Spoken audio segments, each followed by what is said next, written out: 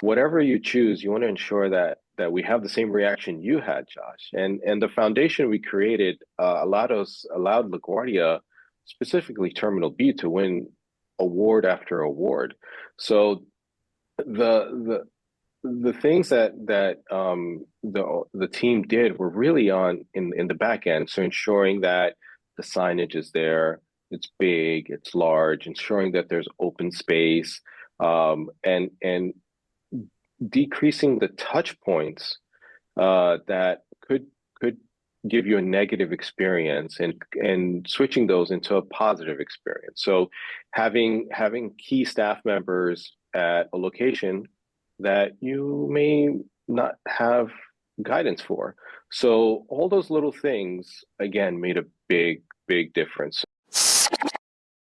What's the one premier event that brings the global attractions industry together? IAAPA Expo 2025, happening in Orlando, Florida, November 17th through the 21st. From breakthrough technology to world-class networking and immersive education, IAAPA Expo 2025 is where you find possible. And just for our audience, you'll save $10 when you register at iappa.org/IAAPA Expo and use promo code EXPO, APROS 10. Don't miss it. We won't.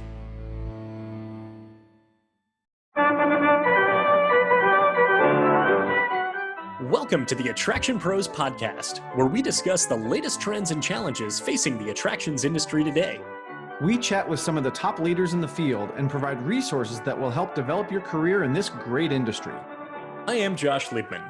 I am obsessed with the guest experience and helping attractions make that their top priority for success. And I'm Matt Heller. I am passionate about organizational effectiveness, leadership development, and employee engagement. Now sit upright, hold on tight, and get ready for the Attraction Pros podcast. Hey, Josh, how are you? Hey, Matt, I'm doing great. How are you? I'm fantastic. Woohoo! I like there's like an exclamation mark at the end. I mean, there usually is, but that was like definitive punctuation. I think there's two exclamation points on that one. But I got a question for you. Okay. If you are at a new place that you've never been to before, and you are not sure which way to go, maybe there's multiple potential areas that you could go, avenues that you could take, if you will. Would you rather interact with a human being to say, which way should I go, or a kiosk where you can get that information in more of a self-serve manner? Is this before or after I have walked with full confidence in the wrong direction for a lengthy distance before I realize that I need to backtrack? Well, that sounds like you're talking about something very specific and maybe something that actually happened to you. I will let you choose your own adventure. Is this before or after? That's up to you. I feel like it happens to me often. I will choose the person. Yeah, same. I would much rather interact with the person because they can give you directions and you can ask them questions. And I think that's something that when we talk about great experiences, immersive experiences, great guest experience, a lot of times we don't take into consideration, or maybe I think we don't take into consideration the questions that people might have, because yes, you have a kiosk, you have a map, and you could look for things, but maybe you're not thinking of all the different things that a human being might think of. So why do you ask? Why do I ask? Because our guest today is Faisal Mirza, who is the Associate Vice President at the New York Hall of Science. And one of the things that he talks about is how in the design process, they have to make the choice between, is it more cost effective or is it a better solution for the guest? And in that perspective, you could say, well, it's probably more cost effective to have a sign. But in looking at creating a really great guest experience, it might be better to have a person. Mm-hmm.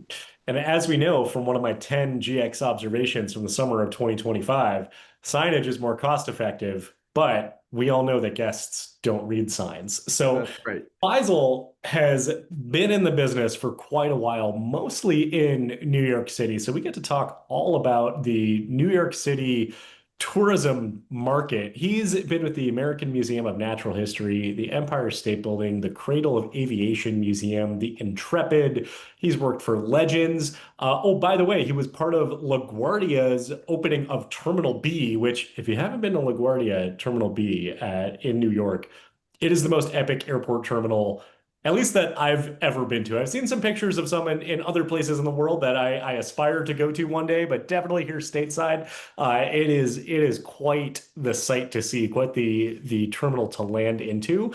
And we get to talk about really what brings all of those together. And I would say one of the common threads of this is the oohs and ahs that guests have and those wow experiences. And Faisal gets to share really his perception of that, and even the importance of taking the opportunity of actually watching your guests experience those oohs and ahs and those wow experiences. Absolutely. It's one of the things that Faisal says kind of keeps him going in the tourism sector. But we also get to talk about the fact that it's okay to be nice. You know, we're in the hospitality business, and as you mentioned, Faisal is from New York City, and he's worked there for a long, long time. And sometimes you might not think of New Yorkers as the most hospitable people, but I have to say, my experience in New York is I've had a lot of really great hospitality experiences in New York.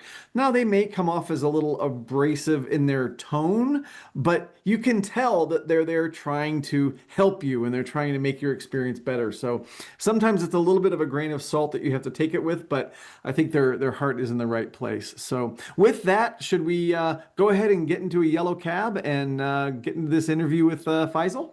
Yeah, I'm walking here. Forget about it. Hey Faisal, welcome to the Attraction Pros podcast. How you doing today? Thank you, Matt. I'm very excited to be here, and been a long time listener, and very privileged to be as a guest. Well, thank you for listening. We do appreciate it. That's that one download we can count on every week. But you know, Faisal, you have such a great breadth of a career and experience. We'd love to kind of start off with getting people to a little bit more familiar about who you are and what you've done. Yeah, sure. So I started my career very long time ago as a membership sales associate at the American Museum of Natural History. Had a great time. That's where I got my exposure to the attraction world through museums. Really cool place to work. Being able to walk in the corridors that aren't open to the public, and going around the research departments and seeing what's going on there. Stayed there for a few years. Worked my way up.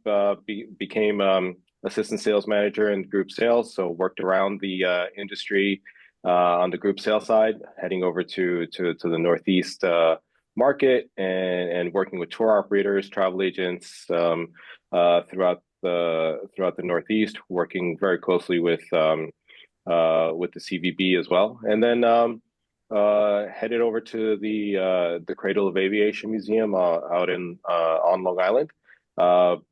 Stayed there for a few years. Opened that up as part of the opening team.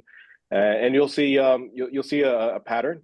Been very involved in opening institutions and setting up policies, procedures, leadership role. So stayed there for a few years. Went over to the Empire State Building for a little bit. That was a great jump from a very off the beaten path museum to being right in the middle of a tourism destination, dealing with 10 to 12,000 visitors in a small building, getting them up and down the elevators really quick throughout my shift. Then went over to the Intrepid Sea and Space Museum. Was coming back from dry dock and refurbishment. Again, helped build a team there from scratch. Amazing experience. Then ended up at One World Trade Center, One World Observatory. Created the part of the team that created the experience there for the observation deck. briefly left to go to the Terminal B at LaGuardia Airport. Designed, delivered the guest experience to the team that was in the airport. We worked very closely with all the different stakeholders. So again, part of the opening team, part of the construction and development team there. Went back to Legends. That was a brief connection to the Illuminarium. Worked in Atlanta. Worked in Vegas. And then now I'm at the New York Hall of Science in Queens. Amazing place. That's in the most diverse community in the United States. Wow, amazing. I'm just thinking about this and thinking about anybody who might be listening to this, that if you've ever visited New York, then you've probably been somewhere where, Faisal, you've had your fingerprints on their experiences, even if just flying into it in the last 5 years or so, which I believe is when that terminal opened at LaGuardia, and just being some of the most iconic destinations. Let's talk a little bit about the New York Hall of Science and your current role, if we could dive a little bit deeper into it, and even just starting out of telling us about the Hall of Science. Absolutely. The Hall of Science is a gem in Queens that not many people know about, except for those that live either in Queens or have visited previously. It was built for the '64 World's Fair as a space the space exhibit, and the building was designed and built to be one of the buildings that's going to last and be here as a permanent structure. It went through a little rocky time in the '80s, but we had some great leadership that brought it back, and now we're very well connected to the community. Again, we're in Corona, Queens. You go a little bit to the east, you're going to be in Flushing. You go a little bit south, you'll be in the Rego Park, Flushing area. You go a little bit west, you'll be in Jackson Heights. And those that know those are very, very diverse neighborhoods. And the Hall of Science is really is here to create an experience that for kids and school students that may not get that little bit extra that they're looking for, they come to us to get that STEM education, that STEM way of looking at things by using your hands and touching and creating and making. Our philosophy is design, make, and play. So you get that here, and you get that throughout all the exhibits that we have. We have a Mercury space capsule that went in space. Like, how many people know that? So Faisal, I want to dive a little deeper into that experience at the Hall of Science, because I got to go there. You gave me an amazing tour. And one of the things that I was really impressed with was all the kind of the maker spaces, right? And you don't just have exhibits, you have places where people can get in there and work with their hands and build things for real. And I'm just curious, like from your standpoint, how does that impact the overall experience that people are having there when they're able to really get in there and work with their hands? Well, I think a lot of us have come into this industry because of our the oohs and ahs that we are part of, and someone that can come in not knowing really what to expect, but walking around, learning in a fun way, learning about small insects, learning about space, learning about how light works in different ways. But then being able to go into our design lab and working and taking those concepts and using your hands uh, and putting in together what you just read about, putting it into a physical form. You get those oohs and ahs, and you get the wows, and you get then you get the people coming back like, oh, this is what I love to come to see, And I think that's where a lot of us who are in this industry really enjoy is being part in some way that wow experience that we can deliver every day.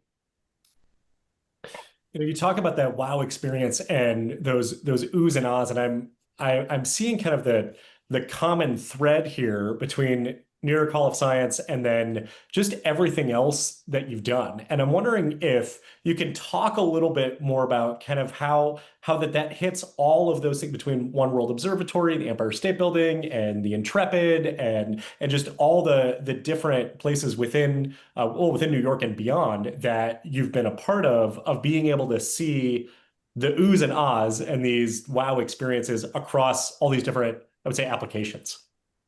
Yeah, I think one of the best experiences that we delivered is at One World Trade Center, where when on purpose the designers kept it very unique and dark. So you you go into the elevator, you see this beautiful show of the city being built around you as you're going up, you know, 1,400 feet. And when you get to the top, you're looking around and you're like, well, I'm in a very dark space. What's going on? But there's this huge reveal, and I'd like not to give it away to everybody, but there's a reveal. And when I worked there, I loved being able to sneak in, stay in the back, and when that reveal came up, people would not only like you would hear the oohs and ahs, but you would feel the thunderous clap, and everyone would start clapping, and people would get very emotional. Some would even cry, um, and those kinds of experiences you have to take in as being part of the leadership team. You take it in, and you ensure that you see that every couple of weeks, every few days, so that way you don't lose why you're here. And while we're making those decisions in the back office, you know, the crunching the numbers and using the data, um, but it all comes down back to the visitor and that emotional touch that the visitor gets before they leave. Well, and I think this question will kind of piggyback on what you just said there, because I'm curious, from the early days when you first started in the museum, and I know you mentioned going through those back hallways, and you just talked about kind of a behind the scenes kind of view of the facilities that you've been at. What is it that originally drew you to kind of the tourism and hospitality space, and what is it that keeps you going? So it's being able to make a difference in someone's experience and uh, doing that little bit extra. So uh, ensuring from a visitor's perspective that the glass is a little bit extra clean. The staff is a little bit has a extra touch in their smile, and ensuring that the floor just looks a little bit shinier. So those kinds of things where I learned that I can help make a difference, and those little 1 + 1 = 3 kind of mentality is what drew me, that I can ensure that I can be part of a team, and I can create a team and lead a team that can uh, understand how important those little things are, and in the end, um, make a difference. So, what drew me really to the attraction tourism industry is how you can make someone feel by doing these little things. And while yes, the big things are very, very important, but so are the little ones. So are those small touches that each and every one of us can give when there's a visitor in our facility. Hmm. So I'm thinking about this in the application of all these attractions and destinations. but I feel like we also need to talk a little bit about LaGuardia Terminal B here and how everything that you just said also applies to that too. And I'm thinking about several years ago, I was traveling, sitting at my hotel bar, and struck up a conversation with the person next to me. And he asked me what my favorite airport was.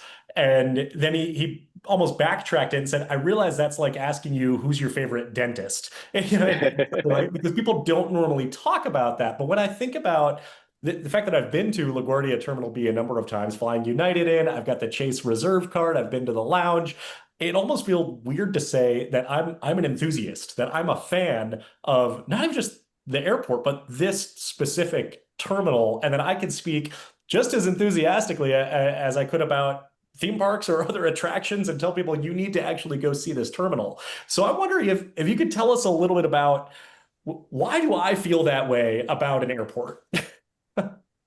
That's an amazing statement, Josh, and I think there's going to be a lot of people who hear this that would be very proud to hear it because there were many conversations on how to create a a different experience, and it started by really thinking top down, and the team that came up with the concept also decided we need a guest experience manager, and that is something very unique that you may not see in a lot of organizations, specifically an airport, and like not a customer experience, but a guest experience manager, and we all know the difference, right? So we have that concept created, and now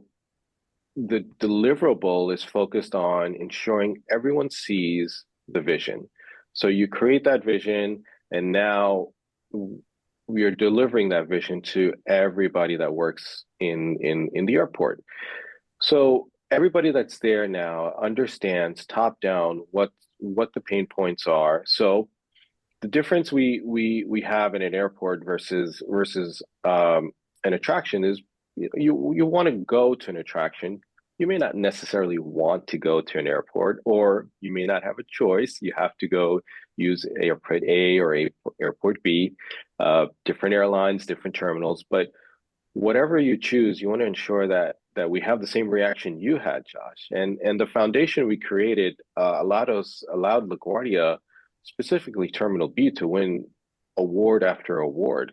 So the things that the team did were really on in the back end. So ensuring that the signage is there, it's big, it's large, ensuring that there's open space, and decreasing the touch points that could give you a negative experience, and switching those into a positive experience. So having key staff members at a location that you may not have guidance for.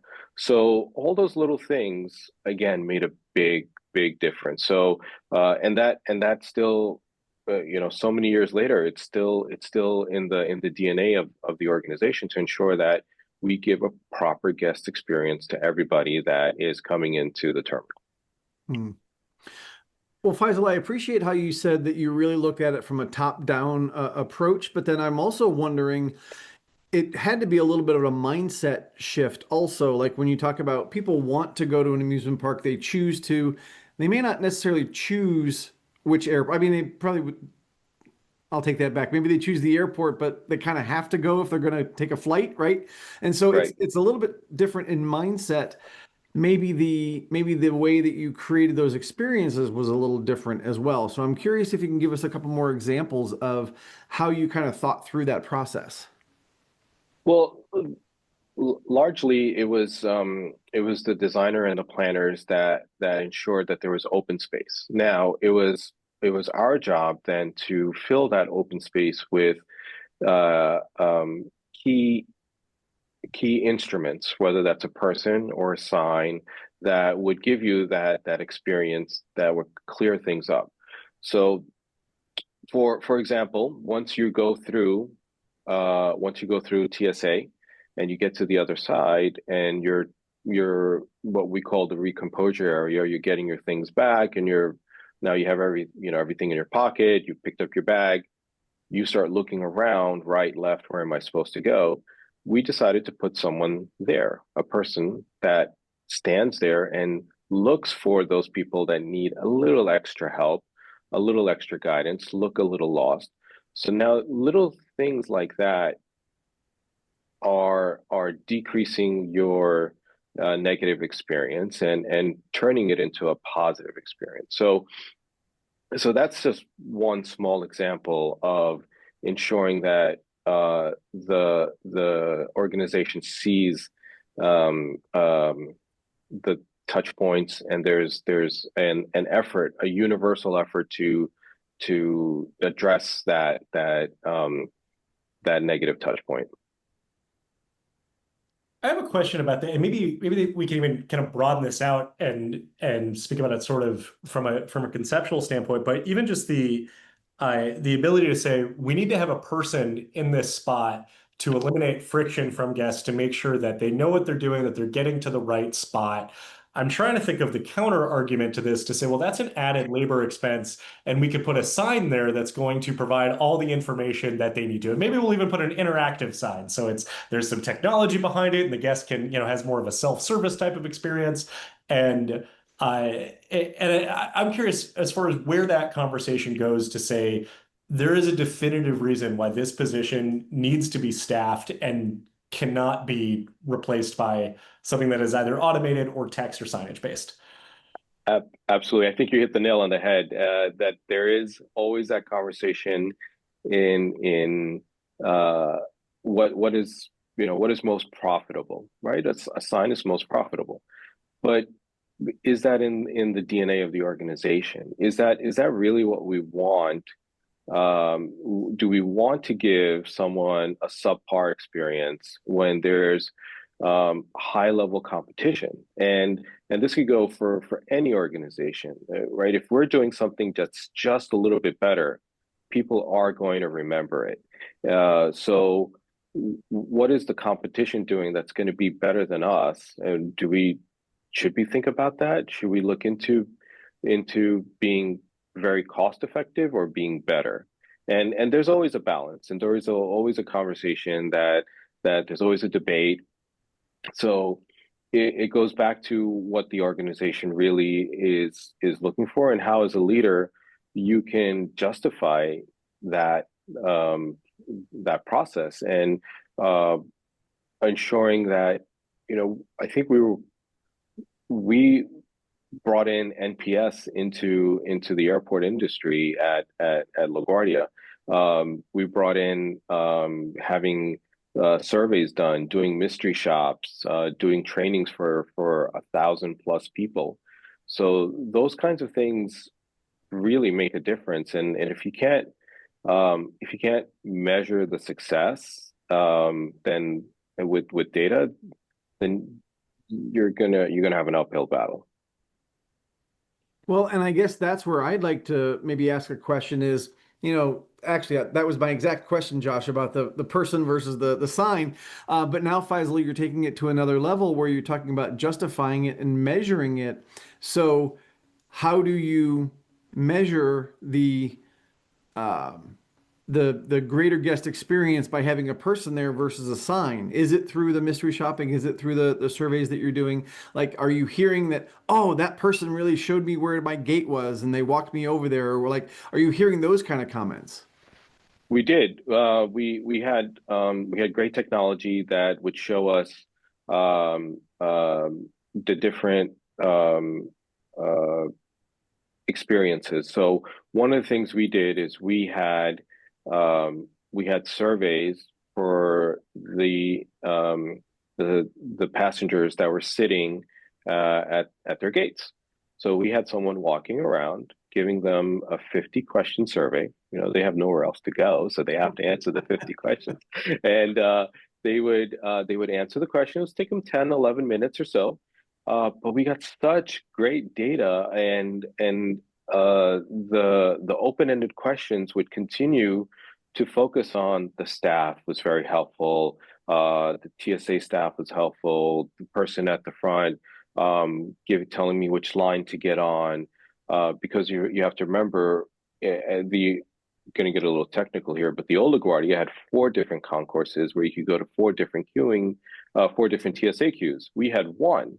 So in addition to having someone post TSA, we had 4 or 5 people pre-TSA, ensuring you're getting on the proper line and you need any help and things like that. So it wasn't just that one person.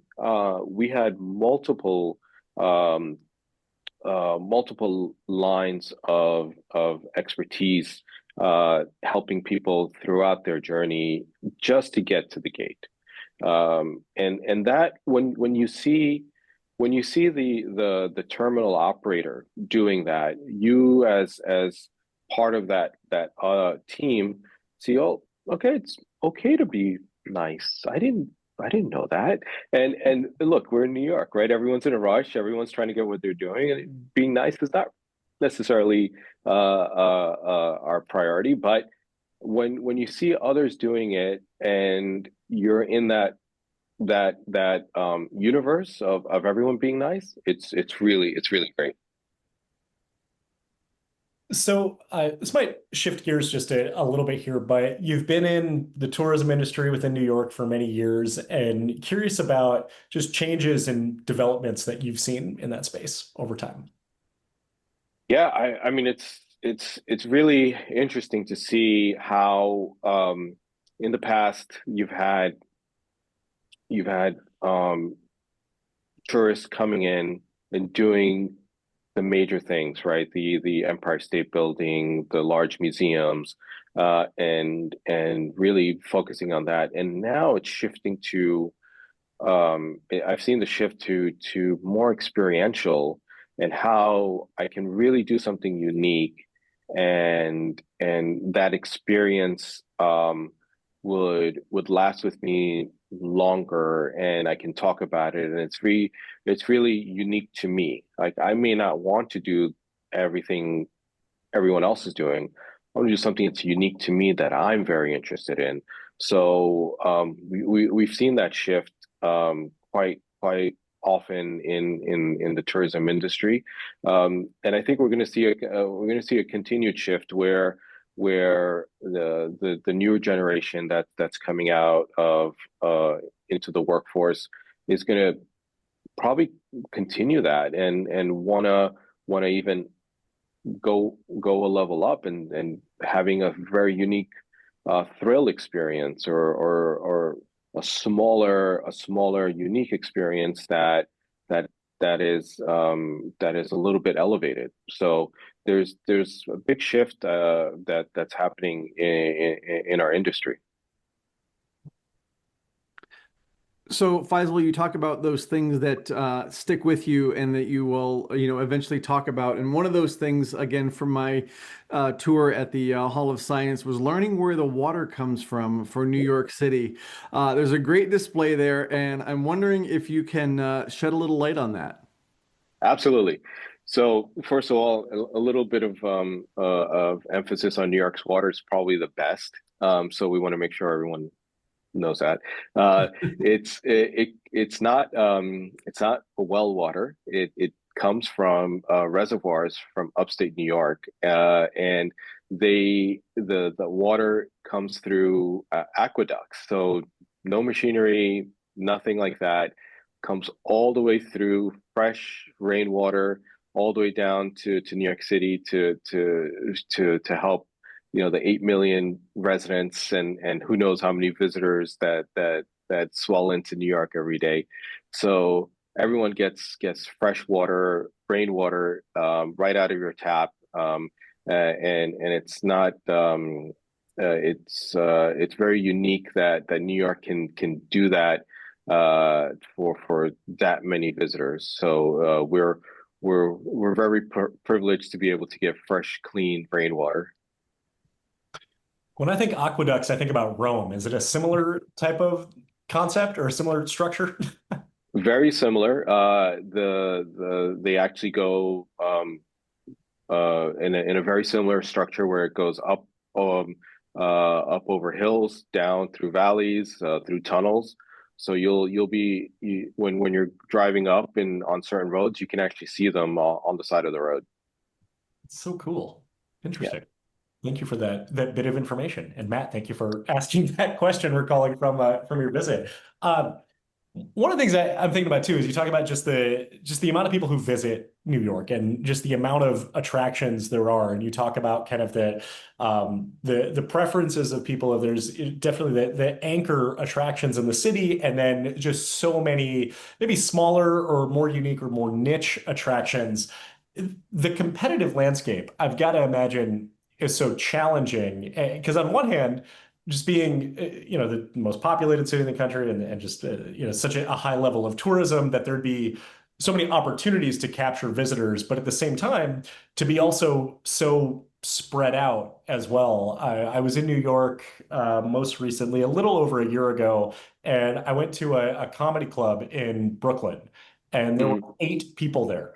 And I thought about, I was like, in New York City, and like there's just they have so many opportunity to be able to to get people there. But then I was talking to somebody about it and said, well, you put that same comedy club in a small town or a rural area, it would be a packed room. So I'm curious. There's obviously a lot of advantage of being in New York, and I'm curious about the challenges too.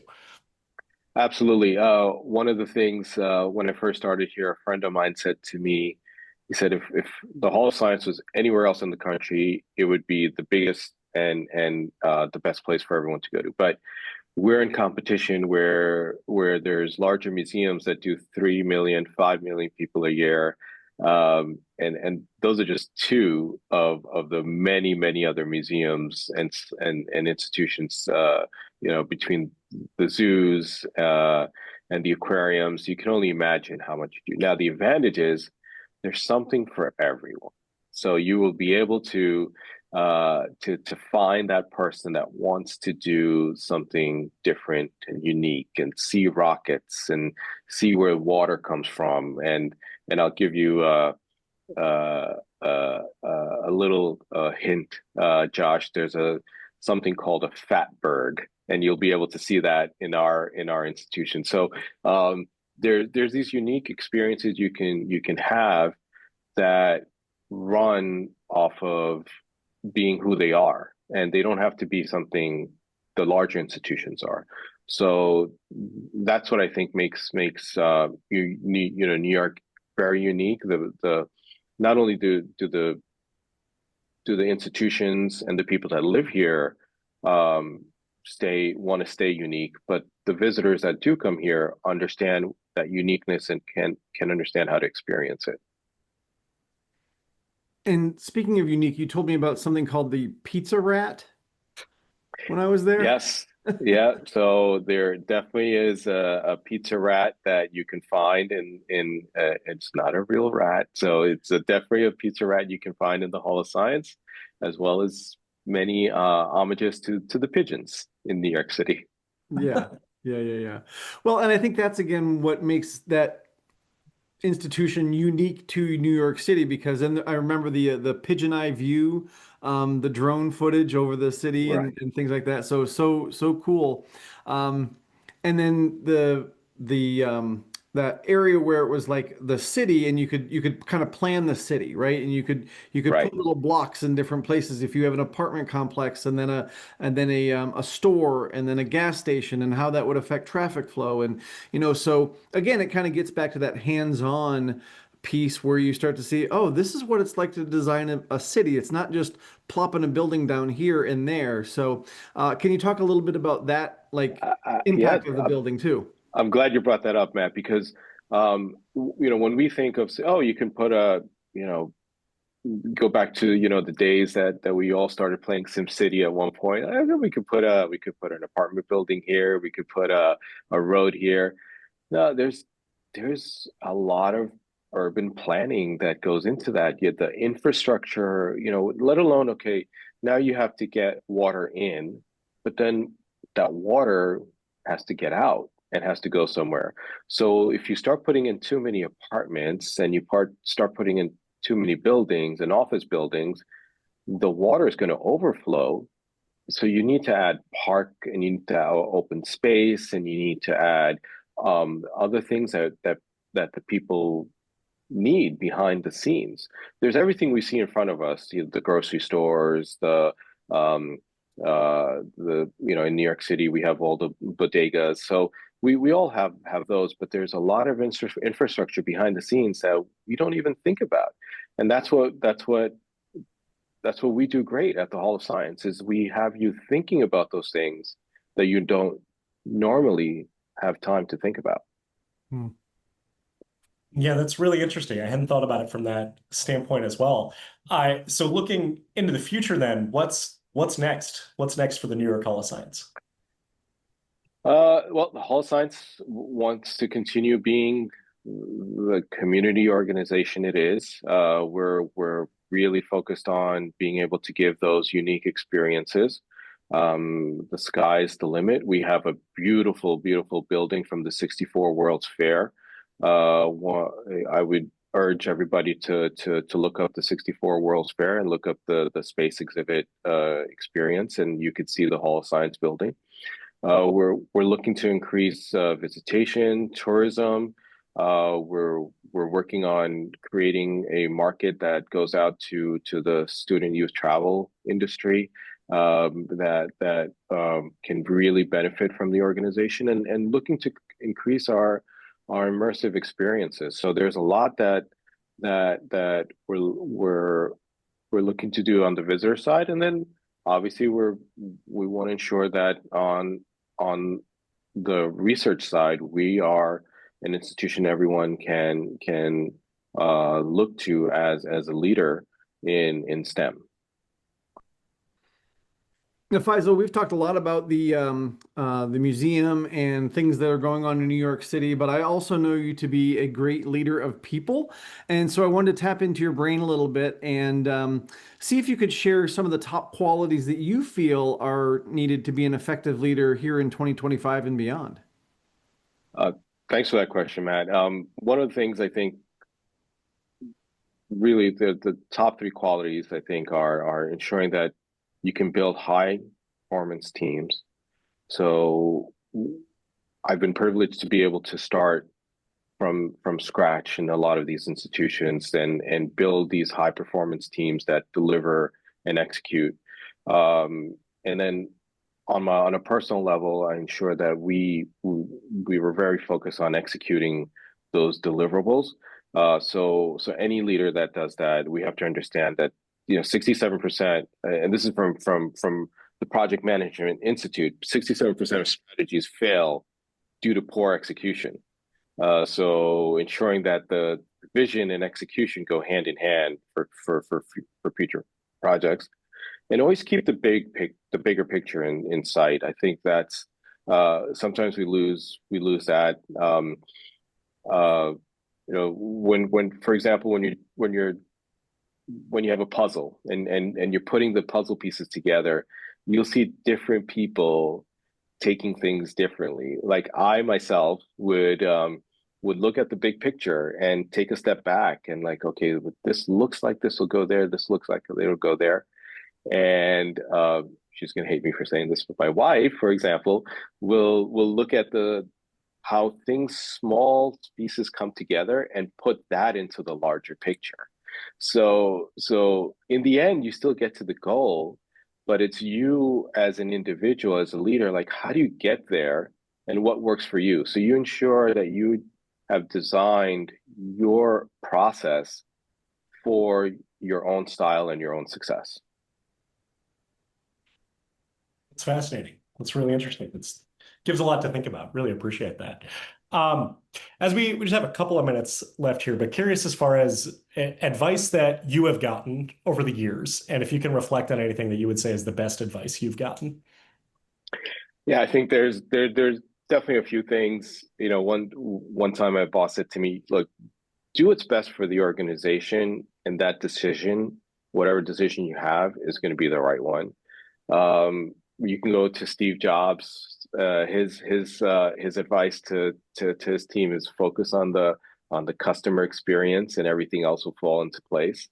And then one thing that's always stayed with me and I've used many times is a story about about a person who gets on, goes to work every day. He gets on the highway, gets in his car, gets onto the highway, and drives to work. Same way, knows how long it takes and things like that. But one day he gets onto the highway and he sees everyone's moving a little bit slower, and can't figure out why. It's not there. It's just people aren't moving as fast as they usually do on the highway. And he weaves his way around through traffic and he gets up to the front.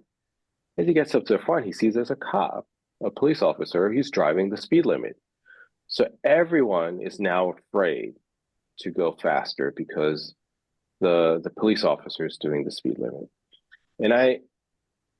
And when you think of us as leaders, if we are doing the speed limit, then that means that everyone that is part of our team is going to go slower. So we have to give more every single day as leaders. So those that work with us and for us can also give more.